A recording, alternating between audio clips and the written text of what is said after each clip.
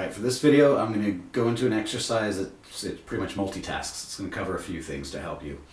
It's going to help with chord recall by reading a chord name and seeing how quick you can play it, how well you'll remember the chord. Changing various chord changes, and also really important, it's going to help getting used to playing without having to look so much at your fingers and at your fretboard.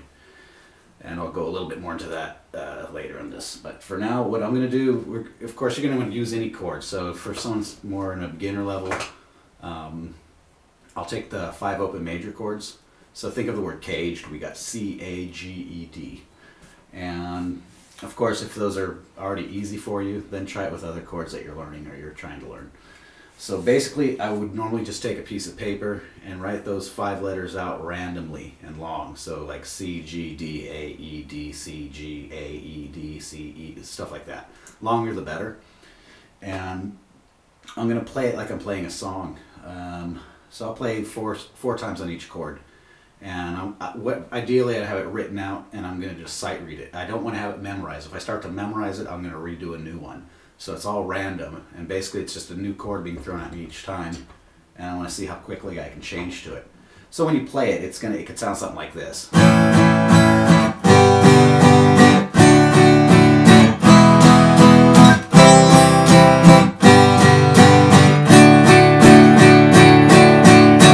And hopefully a little bit longer than that, but just as an example. Of course, go at your own pace. Go at an easy pace where it's possible to make the changes for yourself. And follow a tempo. Put a metronome on, tap your foot, try to keep a steady tempo. If you're strumming and you're having to slow down the tempo to make the chord change, something like that kind of thing, then you're going too fast. What you want to watch for when you're doing this is, say, for example, we're using these major chords. Every time I get to that C chord, I have to think a little bit longer, and it stops me. I can't go into that change very easily because it's telling me I don't have the chord memorized very well. So of course you got to memorize your chords first. Even if you're learning your chords still and don't have them totally memorized, just put a page of all the chord charts in front of you next to the page you're reading off of, and try it out that way. It'll help you to recall the chords and learn them faster. I want to watch for the chords that are hard to change between. So if I have a hard time going from G to D, it slows me down, or it's sloppy each time, then I'm going to take note of that, remember it if I can, or write it down, better yet.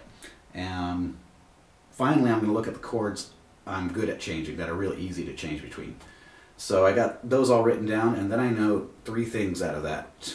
Which chords to memorize better, which chord changes to practice, and which chords are my strong point, where especially if I'm writing my own material, I can write a pattern that's suited for me to play very easily. So then I can kind of it's going to save some time on practicing, so I don't have to practice all these other chord changes when I know it's just G and D, for an example, that is screwing me up every time. So I can spend 2 minutes just working on the G and D back and forth instead of spending 10 minutes of all the chords I've already got down. And finally, we'll look at talking about not having to look at the fretboard so much. There's a big advantage to that for many reasons. One of the biggest things I've always tried to point out to my students about this is you can compare it to typing. Someone who can type really well does not look at the keyboard when they type. They're looking at the screen. And people who don't type so well end up looking at the keyboard. They end up making more mistakes or typing slower. It's a tricky thing to learn. It's kind of, I'm stubborn. I type bad because I look at the keyboard, for example. But I knew if I stopped looking at the keyboard and just practiced typing, I'd learn to do it. My fingers would learn to remember where the keys are. But when I'm looking at the keys, my fingers aren't trying to learn that. And it's the same with the fretboard. Looking at the fretboard, I'm not trying to have my fingers really memorize. I'm distracting myself by looking at it. There's a lot more advantages. If you're going to play and sing, you won't be at the weird posture. You'll be able to be at a normal posture, not having to look at your fretboard to sing into a microphone. If you play on stage where it's hard to see, sometimes the lights get in your eyes, that sort of thing makes a big difference. Also, when you look at things like sensory deprivation, if you look at it that way, if you take one sense away, the other senses tend to be more, they're going to be more sensitive, you could say. So when I see it like that, looking at things is kind of like a distraction. The less I look at things, the more I listen. And that's very important. In music, it sounds funny, but a lot of people playing an instrument, they tend to forget to really listen to what's going on. So I mean, you can use your ears to help correct mistakes if you're not looking at your fingers. So if you hear a bad chord, try to fix it before just looking down right away.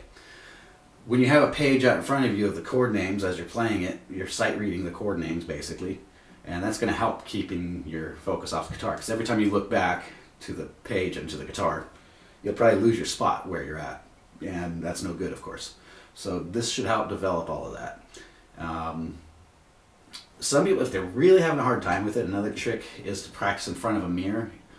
You're still going to see your fingers, but from a different angle.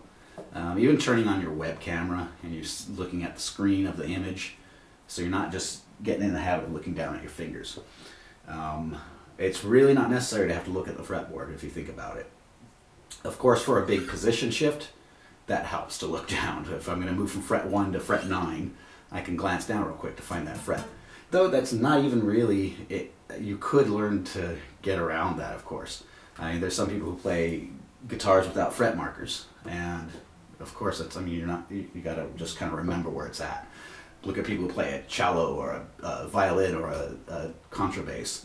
Same thing. There's not only no fret markers, there's no frets. So you got to memorize the position. Your fingers have to remember it in your hands and your muscular memory. But it's one to give a try. I think you'll find if you're having a hard time getting chord changes down and getting to them smoothly, that can sometimes be a really big help, I've noticed, for some of my students. That's it for this one. Thanks for watching, and subscribe and like if you liked it.